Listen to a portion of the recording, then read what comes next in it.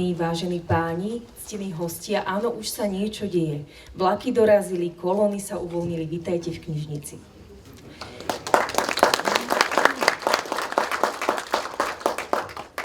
Som veľmi rada, že vás môžem privítať v Kysuckej knižnici v Čaci na podujatí, ktoré je, myslím si, že pre každého z nás, ako sa tu stretávame, výnimočným momentom. Či už na strane spisovateľa, ktorého knihu ideme do života uvádzať a srdečne medzi nami vítam pána Dušana Mikolaja.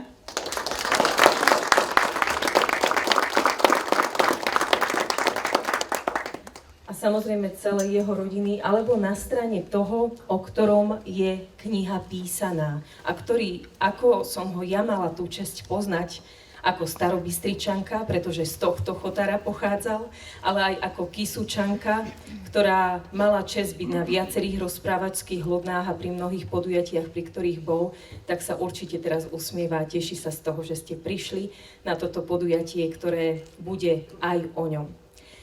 Myslím si, že tá kniha, ktorú dnes budeme do života uvádzať, ktorá vzišla z dielne vydavateľstva Magma, a teším sa zo spolupráce, že Magma a samotný autor si vybrali na tento moment práve našu knižnicu, tak buď nemám ich od neho osobne, ale od ďalšieho výnimočného Kysučana, ktorým bol pán Oskar Dubovický. Bol to veľký kamarát Martina Kolembusa a on mi venoval niekoľko svojich i Martinových básní a záznamov. A preto možno, aby sme sprítomnili trošku tú jeho myšlienku a to, ako on vnímal a zároveň dovolte prepojiť to trošku s osobnosťou pána Mikolaja, tak len krátky citát z jedného z takýchto listov, kde Martin Kolembus písal svojim rodákom. Drahí rodáci, som Starobystričan od Kandery. Vždy som bol hrdý. Všade. I v USA povedal som Slovák, Kysučan zo Starej Bystrice. Neskôr Martin pokračuje. Sprv sa posmievali básnik. V roku 1994 vyšla mi prvá zbierka 135 básní Tichý výkrik a mnohé ďalšie. Prózu chcem, zážitky polovnícke, zo pár básní v nej. To bol rok 1998. A ako Martin píše, doktor Viktor Huík v recenzii píše, že tam kopu filozofie, že každý Kysučan by si mal prečítať. Čitateľov poďakovať, že ste nám prostredníctvom tejto knihy opäť priblížili človeka, ktorý, hoci to už dlhšie s nami nie je, tak sa zasa na chvíľu a v podstate i na dlho cez túto knihu medzi nás vráti. Verím, že budete mať príjemný zážitok na pôde našej knižnice, vy všetci, a výnimočne chcem medzi nami privítať zástupcu primátora mesta Čaca, Pálka Holeštiaka, pána starostu, a ako dlhoročnú organizátorku, spoluorganizátorku rozprávačského lodna i pani bývalú starostku Alžbetku Soriakovú. Vítam všetkých vás, priateľov, známych, podporovateľov, nadšencov, milovníkov literatúry, milovníkov stretnutí a slovo odovzdávam pani Katke Šulganovej, ktorá vás dnešným programom bude sprevádzať. Nech sa páči. Marienka so synom Tomášom a s priateľom. A je úžasné, že my tu máme už aj najmladšiu z rodu Kolembusovcov a je tu naša Emilka, pravnúčka pána Kolembusa. Ahoj. No, pani riaditeľka veľmi pekne hovorila jednak o Dušanovi, o pánu Kolembusovi. Zaspomínala si aj na také tie presahy na Starú Bystricu a na pána Kolembusa. Ale ja si myslím, že najskôr si dovolím predstaviť Dušana Mikolaja. Pretože ono sa hovorí, že keď niekoho poznáme, že ho dobre poznáme a napokon zistíme, že o ňom skoro nič nevieme. Takže ja by som bola veľmi rada, keby teraz medzi nás prišla pani Darinka Harantová, pracovníčka knižnice, a najskôr nám prezradila niečo o osobnosti a diele pána Dušana Mikolaja. Nech sa páči. Dušan Mikolaj, spisovateľ, prozaik, autor literatúry faktu, eseista, redaktor literárneho týždenníka a člen predstavenstva Spolku slovenských spisovateľov, sa narodil 14. marca 1948 v Lodne na Kysuciach. Mimoriadne plodný publicista sa po absolvovaní štúdia slovenčiny a angličtiny na Pedagogickej fakulte v Banskej Bystrici zameral viac na novinárčinu ako na učiteľské povolanie. Postupne v priebehu rokov pracoval v redakciách denníkov Smena, Smer, Nový deň a mesačníkov Dotyky a Národná osveta. V 70. rokoch pôsobil v Matici Slovenskej a stál pri zrode farebného mesačníka Slovensko. Pôsobil aj ako šéfredaktor týždenníka Žilinského kraja Region Žurnál, neskôr sa stal redaktorom týždenníka Učiteľské noviny a v súčasnosti je členom redakčnej rady literárneho týždenníka. Medzi novinárskou prácou v rokoch 1994 až 1998 pôsobil ako riaditeľ sekcie miestnej a regionálnej kultúry na Ministerstve kultúry Slovenskej republiky. Keď sú také rozmíle, studenú vodičku,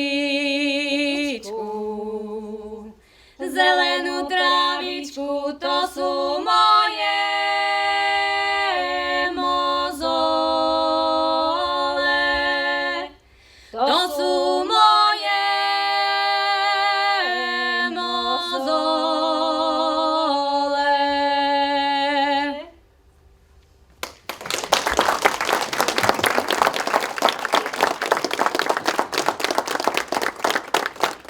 Ďakujem veľmi pekne, ešte nám zaspievajú, aj zaspievam ešte potom niečo rozprávali, vínko, dobré vínko, alebo trenkovicu popíjali, aj to viem.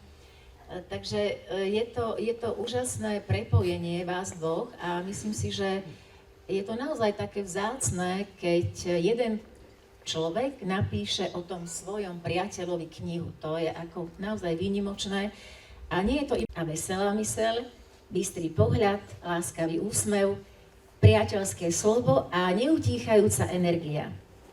Celou svojou bytosťou sa cítil a bol básnikom. Ctil, hľadal a upomínal pravdu v každej sekunde svojho života. V každom slove, v každom verši, v každej básni.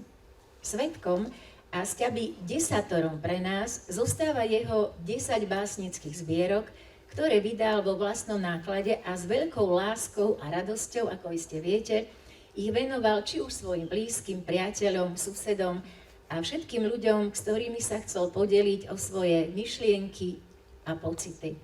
Pretože rozdávať sa cez slovo sa stalo jeho najvyšším údelom.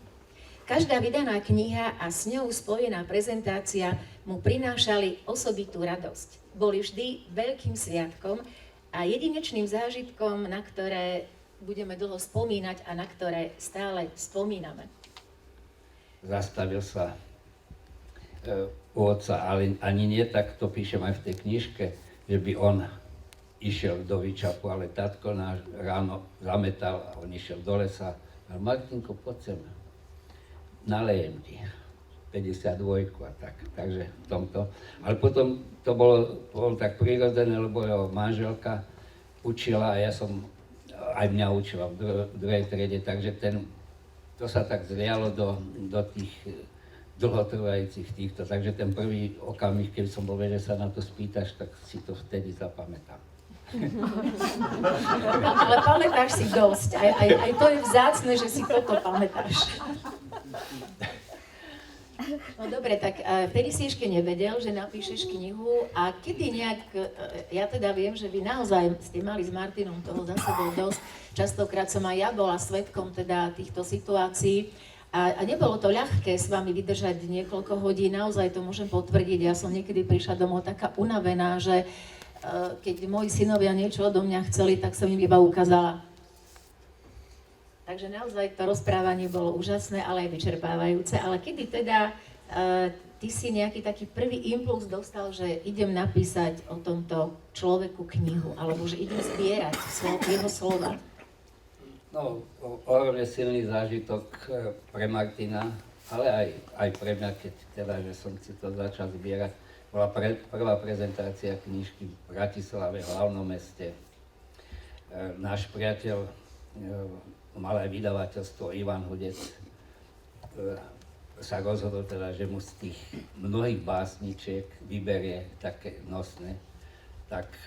A bola to veľká sláva v Národnom osvetovom centre, v Dome kultúry. Plno ľudí recitoval tam Sarvaš, jeho básničky a tak podobne. Martin, my sme tam z Lodna doniesli plný, ja som mal ten väčší Trabant. Kombi. Tam bolo jedlo, tam bolo pitie a boli tam aj drevené misy, ktoré ona také ozdoby, tak tam bola aj výstava. Je to zapnuté. Dobre. Takže dám slovo najskôr tebe. Mária je mladšou dcérou, Danka je staršou dcérou a Marienka je mladšou dcérou. Danka žije v Lodne, žila vlastne s oteckom do posledných dní, boli spolu a Marienka žije v Bratislave, takže nech sa páči. Bližšie si to musíš. Ja iba rozmýšľam, čím začať, ale tak vedela som, že mám povedať nejakých pár slov, tak ja som si povedala, že je asi zaujímavé začať, ako by to prebiehalo u nás doma. Keby sa otec chystal na toto podujatie, tak myslím si, že by sme to okolo 14. by skončil sa oprašovať z múky, pretože myslím si, že 700 koláčov by bolo málo na toto podujatie, takže to by bola šnúra 3 dní, kedy my by sme sa schovávali pred ním, on by bol v pivnici, my by sme sa pred ním schovávali, pretože to bolo veľmi náročné. Ale myslím si, že okolo 14. by oprašil múku. Určite by týždeň rozmýšľal, akú kamizolu zelenú prekrásnu si dá, a kto mu to už je. A či tam má na tom všetky parohy a všetky ozdoby, aké si ho predstavuje. To si myslím, že to by veľmi riešil. A potom vždy, jak nás dostával neuveriteľne do stresu a pre mňa do kriku, do zúfalstva, že teda už naozaj, keď je oprašený z múky a mal by ísť, tak napríklad nosil stále takú v rámci sebaobrany taký sparagut, taký trojbodec. Ja som nechápala, že keby išiel aj na toto podujatie, a nemal by ho, tak sa vráti. Ale to by nebola jediná vec, pre ktorú by sa vrátil. Vrajme, či ti to tam je? Nevrátil sa. Potom by skontroloval všetky tašky. A pre tú babu, ktorá má rada toto, mám ploskačku. A pre tú, ktorá má rada zase toto iné, mám ploskačku. Takže vracala by sa stále, by sa vracala. My sme boli so sestrou už vlastne rozhádané všetci. Lebo stále by sa teda pre niečo vracal. A potom som si uvedomila, že by bol hrozne rád, že tu je. Moc by sa na to tešil a pripravoval by sa mentálne, že tu vidí kamarátov, že ich pohostí. Takže toto bylo asi náš dnešný deň. Skvelé. Ja som vlastne svoj otec spoznala až po smrti mamy. Pre mňa to bol... Ja som už videla iba zelený kabát, buď v noci, jak ma vláčil na polovačku a ja som sa stále držala kabata, alebo videla som, jak ten kabát išiel do lesa, alebo jak ten kabát zase išiel do lesa, alebo išiel na polovačku, potom zase išiel skontrolovať drevorúbačov. Ja som stále videla iba zelený kabát, ktorý niekam proste šiel. A keď zomrela mama, mala som 18, tak som si povedala, tak to je ako, fakt, ako, čo ja budem ako robiť s ním? Ako, zelený kabát, ktorý stále niekam odchádza. Ako, čo ja s tým idem robiť? A teda musím povedať, že vlastne som ho začala až odtedy poznávať a bolo to neuveriteľné, že stal sa vlastne babkou mojich detí, stal sa vlastne kamošom. Začala som ho vnímať úplne ináč, pretože v konkurencii máme to proste nebolo možné. Takže ja som vlastne otca dovtedy moc nepoznala, okrem toho zeleného kabáta, takže ako osud to priviedol tak, ale niečo mi zobral, ale niečo mi ako vlastne priniesol, tak by som to povedala. Takže poprosím aj teba, lebo ja si pamätám z mnohých aj návštev, stretnutí u vás, že ten Martin vás miloval, hej, proste to, každé stretnutie to bolo vždy Tomáš, čo Dominika, všetko, takže ako si ho ty vnímal? S Diakom sme raz išli na hryby a ako sme tak kráčali, tak keby ste mali vtedy aplikácie s krokomermi, tak by vám ten tá aplikácia si zhasla aj s celým telefónom, lebo sme prešli asi 12 kilometrov a hovorím, že dediak, a keď sme vyšli na ten kopec a hovorím, dediak, a akože, kde sú tie hríby? Našli sme jeden, totálne plesnivý, a keď sme vyšli hore a dediak hovorí, nechaj, ty kľud, ty vydrž, mladý chlapec, vyjdeme hore, tam ich bude mraky. No, tak som bol zvedavý a jak sme vyšli hore, pozriem sa takto z hora, fakt hríb. Hríb. Tak som išiel dole, dediak ich teda nezberal, pretože on mal akože už tú nohu chytenú, že už moc nechodil a tam ten breh bol prudký, takže som to zberal ja. A to nebolo, že zberanie hríbov, to bola doslova oberačka. Lebo ako sme tam tak, som tam tak sedel, tak sme naoberali, teda ja, 6 košov takých tých zemiakových, až Danuška pre nás musela ísť s vlečkou. A hovorím, že ledva som to odnesol, neviem, jak som to odnesol a vôbec ani neviem, čo sme s tým robili. A potom si hovorím, že tak dediak má teda to môj dedo má teda výborný úsudok, tak som už bol taký, že dlho som sa nevedel nájsť takú frajerku, čo by mi tak sedela a hovorím, už dediak bol síce po smrti a hovorím, že doprčiť, že dediak, že skús mi teda dať nejaké také znamenie alebo nejaký taký symbol, že čo by to tak bolo pre mňa také dobré. Tak som išiel na rýchle rande a taká baba celkom pekná, som sa zadíval do očí, sme si spojili pohľady a hovorím jej, že sme sa tak zoznámili a ona mi podá ruku, že Emília. Čo? Emília? Emília? Kresťanka? Učí? Býva v tých bytoch školských a ešte k tomu aj blízko Kisuc býva? Však to je úplné znamenie, však to všetko sedelo na dediakovú ženu. Tak hovorím, to si mi teda fakt dobre poslal. A ako som ešte odchádzal z toho rande, tak sme išli v Bratislave a tak tam není moc veľa lesov. A srnka takto išla v strede, prešla takto cez cestu, zastala v strede cesty a pozerala sa mi do očí. A hovorím, tak toto už je trošku extrém. Dediak toto si fakt dobre naplánoval. No, nakoniec s tou Emíliou nám to nevyšlo, ale som rád, že vyšla táto udalosť a keď tu vidím toľko ľudí, koľko tu je už po dediakovej 15 rokov po smrti, tak som chcel iba povedať, že chcel by som pokračovať v jeho šlapách. Ale ďakujem pekne. Ďakujem veľmi pekne, takže kto chce sedieť, môže sedieť. No, tak my sme sa naozaj stretli na tom rozprávackom lodne v roku 2004 a no vedela som o tom, že to patrí medzi tých zakladateľov aj tuto s Dušanom Mikolajom, tak to si dovolím hovoriť. No a tak videla som takého ochotného, ústretového pána, ale ja som ako prvýkrát som mala dosť roboty sama so sebou, že ako to poviem, čo poviem. Viete, to nie je také jednoduché. No ale keď už potom som viackrát tam chodila, tak zase som videla, že kolo neho bolo množstvo žien, pretože to boli 2 dni toho lodna rozpravackého a ja som bola Kisučanka, tak ja som išla domov, ja som tam neprespávala, takže oni mali večere, kedy sa mohli ako stretnúť, porozprávať a viac sa takto zoznámiť.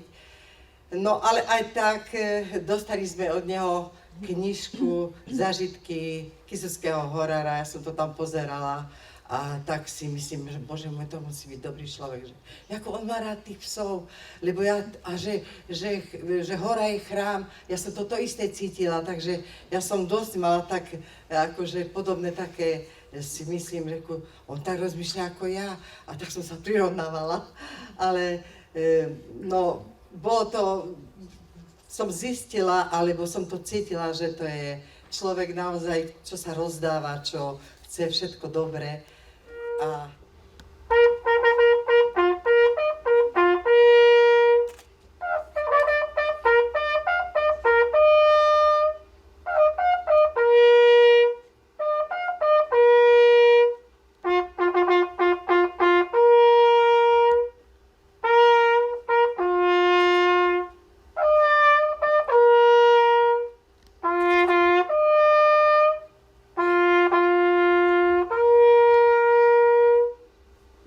pekne. Ďakujeme. Ja dúfam, že ten zvuk došiel až do tých nebeských výšin. Stretávali u Martina a aj ten guláš bol skvelý a aj boli sme pri tej rozlúčke s ním, takže máš slovo, nech sa páči. Ďakujem, Katka. Srdečne vás všetkých zdravím. Začnem asi tým, čo Kolumbus povedal. povedal, keď do lesa ideš, klobúk treba sňať. Ako do chrámu, keby si vošiel. A no, my sme si to vždy tak považovali, niekedy sa o vás slzy tisnú do očí, je to v tom lese tak, je to krásne, je to na psychooddych, na všetko, tak si to veľmi vážne. A on bol ten lesník telom aj dušom, ale ja vám o ňom poviem pár takých príhod. Tých príhod je do aleluje strašne veľa a možno dve vám poviem to, ale asi bude stačiť. Veľakrát sa ma pýtali naši Polenči, že odkedy sa pozná s Kolembusom. Mám takú jednu príhodu, keď som mal 4 roky, ale tu mi rozprávala mama. A jedna príhoda som bol asi prváčik. A si predstavte, že v tom roku letel do kozmu kozmonaut Gagarin. Kto si pamätá? A na každom plote boli samé plagáty a tam bol Gagarin v takej príľube vyfotený. A my deti sme mali takú riekanku Gagarin, margarín, Gagarin, margarín. A to viete prečo? Bo vtedy vymysleli margarín a naši rodičia na to strašne nadávali, bo margarín vraj bol z nafty. Tak to boli také dve technické veci a my sme tu riekanku mali. A vtedy sa aj stalo to, že Kolumbus sa stavil na lodné s ľuďmi. Odtiaľ chodili ľudia do pekárne a do tehelne na Starú Bystricu, že on pôjde z lodna pešo a že on ich predbehne. Tak ľudia nasadli do autobusu, Kolumbus sa s nimi rozlúčil takto, prišli na Starú Bystricu a Kolumbus tam stal na zastávke. Išiel, jak sa hovorí, krížom, teda ceste horí, prešiel a už bol tam. No zasa, deti sme si vymysleli takú riekanku, to niekto nám asi, ja neviem, vymyslel, Kolumbus predbehol autobus. Takže, no a predstavte si, že napísal básničku aj o nás, aj o Katke, o tebe, a napísal aj o mne, tak ja som to s takou hrdosťou čítal, Pálo Šurty, toto, vodí ma na countrybaly, na plesy, on chudák ani nevedel, kam ide, ja som ho len zobral ako maskota a už tam vyšiel. Countrybal nám otváral, ja som ho poprosil sa do countrybal, kde bolo 700 ľudí v kultúrnom domu v Čace. Tak sme presvedčili, že sa vyzlečie do polpasa, on neváhal ani sekundu, pomaľovali sme ho. Ale nikto si z toho nerobí srandu, to bolo veľmi vážne. Na hlavu dostal takú čelenku krásnu indiánsku. On nám ten countrybal za takého dymenia a všelijakých takých, jak sa to povie, otvoril, no on bol z toho hrdý. A on v tej básničke aj napísal, že aj nevedel, kde ide, ale že to bolo krásne, pekné. Tak som si to prečítal a že som predal jeho 300 knižiek, básničiek, no knižiek. Môžem to zacitovať, Pálko?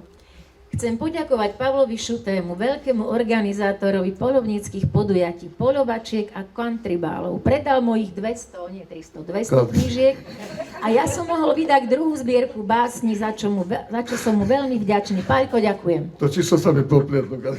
Nechcel som to na schvál nadsadiť, ale bolo to nejak tak. A ja som tie knižky dával tak sponzorsky, rozdával, no a oni sa zle predávali. Nič zlom, ako... To nikto akože nekupoval básničky, viete. No, ale som čítal v tej knižke ďalej, Katka, ty to tam pozri. A čítam tam a tam bola jedna básnička, že plevel. Tak som si ju prečítal. No. A tam bolo napísané ako krstné knižku na Starej Bystrici u vás, Katka. A tam opísal tých, čo boli, aký bol na nich hrdý, aký sú to správni chlapi, všetko a teda ženy. A tí, čo neprišli, to bola tá plevel. To som bola ja. A viete, veľa by sa dalo o tom rozprávať. Bol to taký správny človek. Aj týchto správnych ľudí, niektorí majú rád, niektorí nemajú rád, niektorí podozrievajú. On bol úžasný človek, veľmi skromný, nenápadný nebol, pozor. On bol práve že až moc nápadný. Ale berme ho ako toho dobrého človeka, aj vtipného. Ale predsa ma teraz jedno napadlo, čo to on Katka písal. Napísal o onem, kde on žije, tak ja som tam blízko vyrastal v Kisuckom Neskovci. Ako susedovi brázdu odoral, ten zasa tomu ruku zlomil, tam sa pohádali, tam kvôli plotu niečo. A viete, aká je posledná vetička v tej básnička, myslím, básnička je to. A ja tu musím žiť. Ďakujem. Ja veľmi pekne ďakujem. Ďakujem ti pekne. Aj to bolo dôkazom, že ako má Pálko načítané tie básne, no tak áno, je ich strašne veľa tých básní. S pánom Kolumbusom na vydaní tých básní spolupracovali mnohí. Žiaľ, nie sú tu dnes všetci už medzi nami. Spomenula som pána Vidru, spomenula som Anku Bielčíkovú.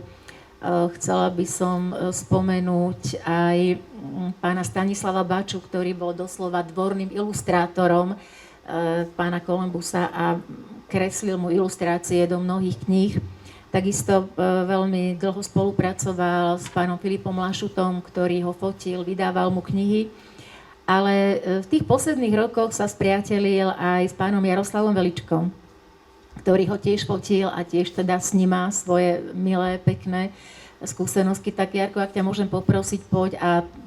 Ale keď si mám spomenúť na Martina Kolembusa, tak my sa spoznali niekedy, keď som ešte s Rudkom Geratom mapoval studničky a staré stromy a ja neviem čo, tak to bola prvá cesta na Lodnej, keď sme tam sa postretali a hneď som vedel, aký to je taký človek. Rudo bol trošku taký racionálny a taký introvert a to bola sopka. On tam vychrlil všetko, čo vedel a hlavne tá emotivita úžasná, lebo on mal motýle rád, kvietky a veriaci človek a tak ďalej. Takže ja som si ho strašne obľúbil a hneď som potom aj za ním sa zastavil jedenkrát a som mu slúbil, že teda prídem. A potom viackrát som mu slúbil, keď sme sa v Čaci stretli, že som z Horných Kisúc, takže na to Lodno to nebolo až také časté. Myslím, že také prvé stretnutie bolo v tom Martine, na tej prezentácii tej knihy Medonos. Ty si bola také dievčatko, mladá študentka a on proste, keď ťa videl, bol očarený a potom už viem, že ste sa stali veľmi dobrými priateľmi. Aj ti hovoril tak pekne. Áno, veľmi pekne. Povedz ty. No, ty sopliak jeden. Sopliak to bola veľmi obľúbená prezývka, potom neskôr som dostala už titul, že kde máš tú frajerku, lebo teda fakt som už chodila s ním ako jeho frajerka po boku. Tedy sme vlastne aj so Zdenkou spoločne spievali, aj tu teda jeho obľúbenú pieseň Čie sú to kravy, to veľmi rád mal, aj často sme ju teda spievali. Potom sme dostali aj vlastne ešte pozvánku v podobe listu, keď sa vydávala ďalšia kniha, tak sme opäť so Zdenkou prišli a boli sme potom aj u vás doma na záhrade, kde sme vlastne spoznali aj rodinu, aj spoločných jeho kamarátov, priateľov, tak to bolo také milé. No a Sopliak teda dlhé roky mi hovoril Sopliak, ale potom počase, vieš čo, ja ti už teda ten Sopliak, ja už ti to tak nebudem hovoriť, lebo ty už máš frajera, teda súčasného môjho manžela. Som veľmi rada, že ho aj spoznal a teda, takže už Sopliak mi hovoriť nebude. No ja mám veľa zážitkov, akurát minulé s Dankou, keď sme sa stretli na rozprávackom Lodne, sme skonštatovali, že je zaujímavé, že v tom pubertálnom veku, akože naozaj vo veľkej puberte, 12, 13, 14 rokov, som ja vždy ochotne s ním išla tam, kde povedal. On iba povedal, ideme tam a tam. Ja som ani nevedela vlastne, kam idem, ale išla som. Takže ja som ho tak nejak slepo nasledovala, ale vždy ochotne ja s radosťou som s ním išla. A najväčší zážitok bol, keď sme išli do Čierneho Balogu zavčas rána. Som nasadla do auta, Martinko pripravený so všetkými svojimi vecami, ktoré vlastne išiel prezentovať. To bolo stretnutie horárov, poľovníkov na Čiernom Balogu. Myslím si, že stále dlhé roky to teda ešte stále tam funguje. No a Martinko to vybalil celé v tom stánku, potom samozrejme, ktorí ste tu dnes prítomní a som veľmi rada, že to môžem povedať.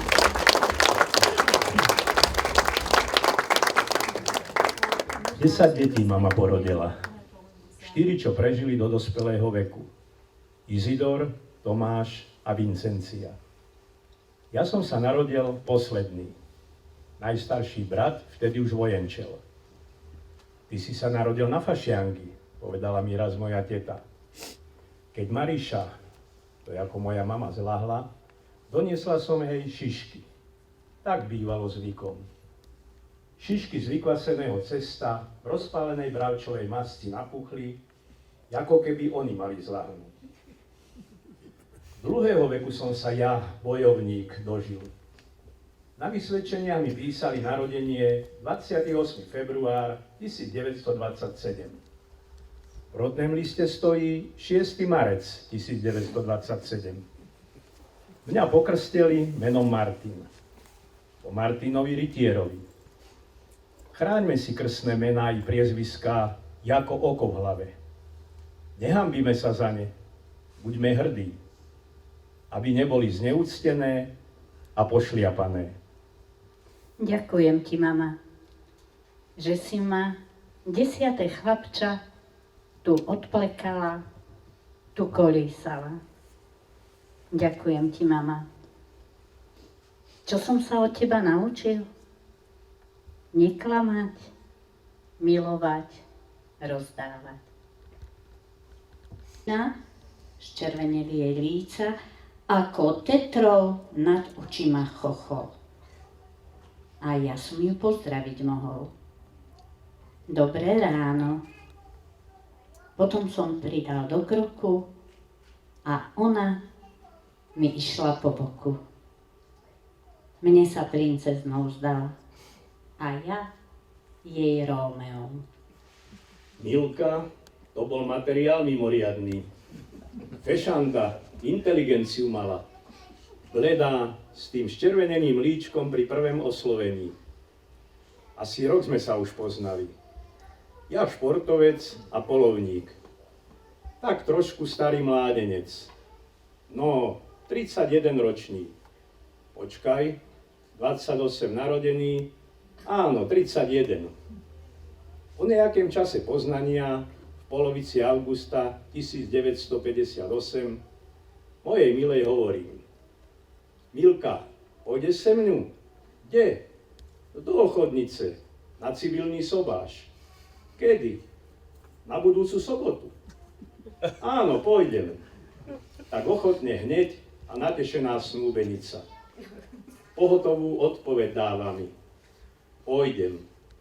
Tak odhodlane. Na to slovo nikdy nezabudnem. Knihu, tak to dáme Tomášovi. A ty otoč tú fľašku, aby bolo vidieť. Originál od Martina Kolembusa. To je originálna Trnkovica ešte z jeho dielne, áno, to sa ešte zachovala. No už Emilke je dlho, my tomu rozumieme. Takže ja vás poprosím, keby ste takto prešli a takto nejak, áno, tak. A pokrstili teda túto knihu.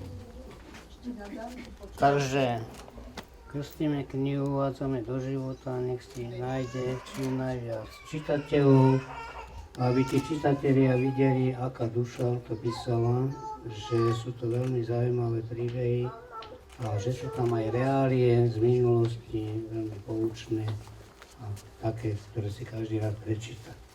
Nech sa dostane medzi čím najviac čitateľov. Koho si vyberieš? Potomkovi, rozprávačov familie Martina Kolembusa. Môžeš si to zobrať, Emo? Je to To tvoje. si dostal Tak.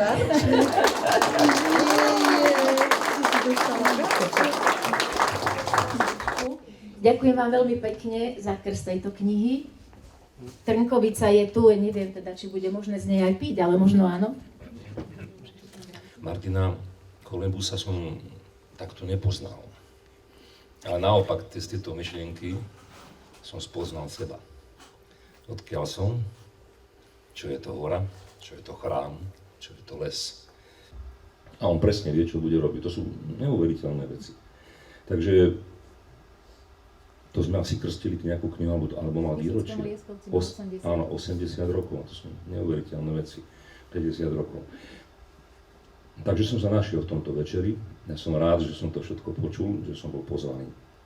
No a keďže som spevák, tak aby sme to ďalej už nepredĺžovali, ja som si zobral znova fujaru, presne ako vtedy, keď sme boli s Katkou na 80-ke. Dostal som krásnu knihu, ja som si ju prečítal o horárovi a jednu, myslím, že to bola prvá básnická zbierka, maximálne druhá, takže mám to doma. Martin, ja ti tam hore zaspievam pieseň, lebo predsa len fujara je nástroj, ktorý je náš. Nebude to hymna, ale bude to pieseň, ktorá začína slovom hora a končí pri čiernom dube. Takže to sú presne tie veci. Ty si bol pre mňa ideál horára, človeka spätého s prírodou. Myslím si, že teraz sa mi to absolútne potvrdilo. Mám ťa presne pred očami, priamočiary, čestný človek.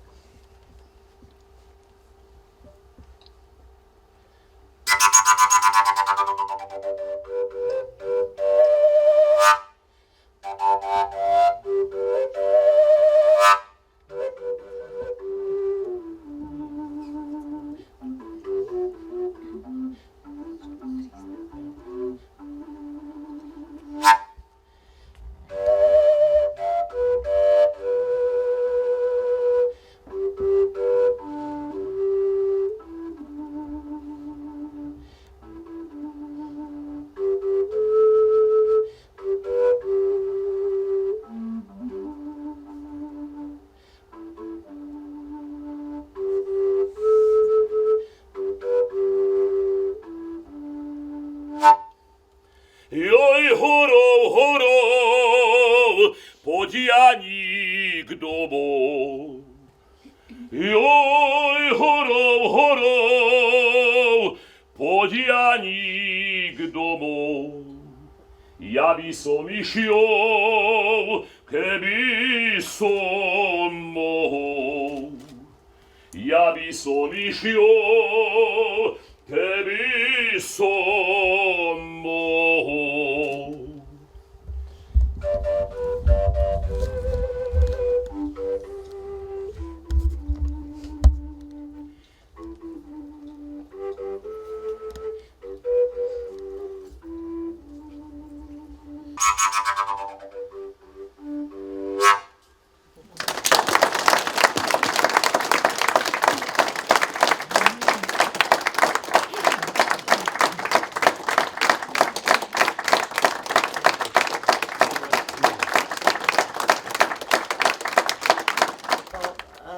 Stretnutia, z ktorého by určite aj Martin mal radosť. Ako mal radosť z každej prezentácie svojej knihy. Chcem poďakovať pani Katke Borisovej, riaditeľke knižnice a jej kolegynkám, že s nami do toho šli a za ich skvelú spoluprácu aj za vytvorenie tohto krásneho prostredia. Chcem poďakovať dámam z Magmy, pani Márii Ščuriovej, pani Ľubke Podolákovej aj dcére, pani Márii, ktorá vás pozývame na pohostenie, ktoré sa nachádza tam v tej zadnej časti, v tej klubovni. No a taktiež máme pripravené pre vás knihy, takže Dušan je pripravený aj na autogramiádu. Niektoré dámy si ho už odchytili ešte pred týmto programom, takže niektoré už majú knižku, vy, ktorí nemáte, takže nech sa páči, môžete si ju zakúpiť. Je tam už kartuška nachystaná pri tom stolíku, takže ešte raz vám z celého srdca ďakujem a myslím, že ešte ten záverečný potlesk pošleme tomu pánu Kolembusovi, nech píše aj tomu nebeskému pánovi tie svoje verše. Ďakujem a pekný večer vám želám.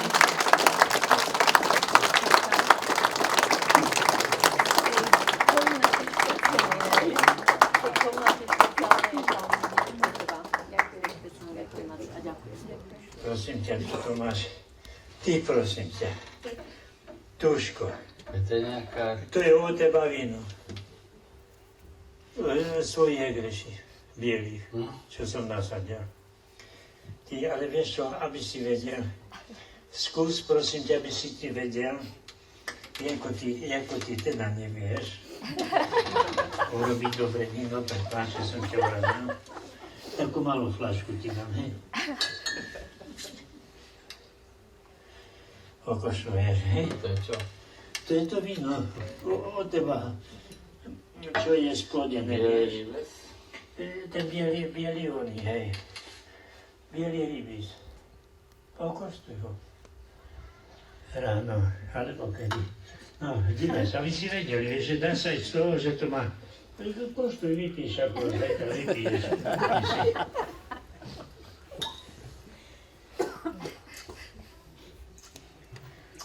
Má tu právu, tu myšia cínu, čo má veľmi tiež taká čerta rybezová, taká práva. Ty, no to je originál, mne sa páči. Vieš čo, ani mi nekvasilo, ale no výborne.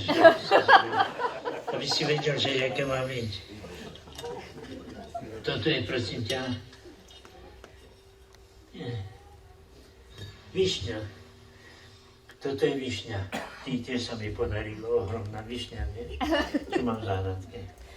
Toto je, prosím ťa, červené víno. Červený rybíz. Prosím ťa, toto je čierna malina, vidíš toto? Ale, nenevaj sa, toto ti nedám. Aj čo?